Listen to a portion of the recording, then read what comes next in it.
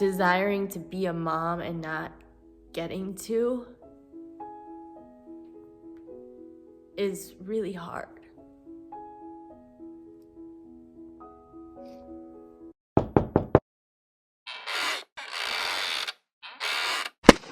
Grateful House. To really appreciate what our family is today, you'd have to go back to before it started and what it took to get here. Yeah, if you would have told me 15 years ago, in the midst of infertility, failed adoptions, that we would have 6 kids running around, I wouldn't have believed you. Yeah, infertility sucks. It's one of the hardest things to go through. And even though I'm removed from it several years, it still stings. I still remember what that felt like. And I know there's my heart just goes out to people who are going through it. It's desiring to be a mom and not getting to is really hard.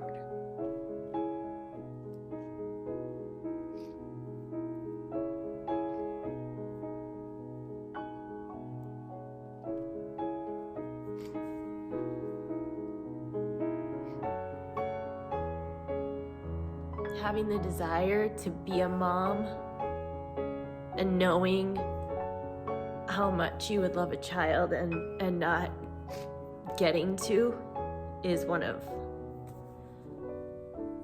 the hardest things that I've ever had to go through. And I know there's so many people out there, so many of you who are going through it now or know somebody who's going through it. And it's I'm sorry. I know when we were going through all the infertility, people really, they mean well, they don't know what to say, so they try to give encouragement. Things like, it'll happen when it's supposed to. It's all in God's timing, and you have a lot of time. You could always adopt. You could, and sometimes I just wanted somebody to sit with me in my pain. And so for those of you who are going through it, it sucks, and I'm sorry. Your pain is real, it's valid, it should be recognized, and I hope that you have people that will just sit with you in that season you're in. And yes, there is hope, there is. But sometimes we just need someone to just say, I'm so sorry, and man, that sucks that you're having to go through this. I remember that's what my heart was longing for. I said, I would tell my husband, right now I don't want hope for the future. I want comfort for now. And so for those of you who aren't going through infertility but know somebody who is, if you can remember to provide comfort for now, be a friend, be there, just, offer to hang out, sit with them, ask them if they want to talk, ask them if they just want to sit, just identifying with their hurt. I think the same thing goes for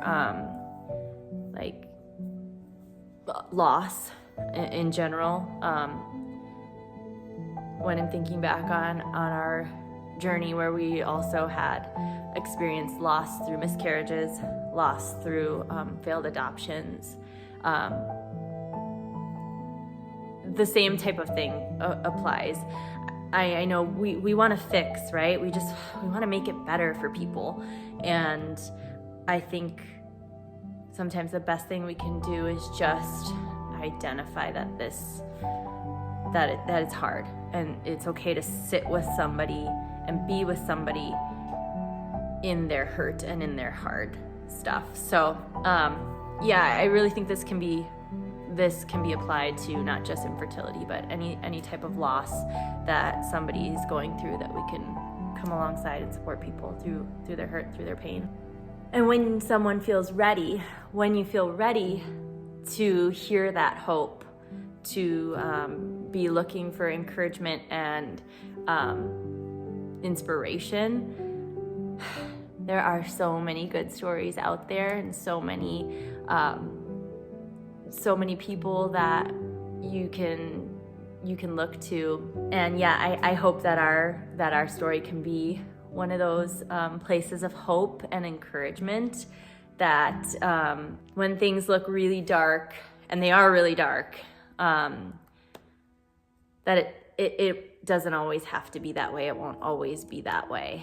And that there is light and goodness and joy coming in his timing, truly. One last thing before we go.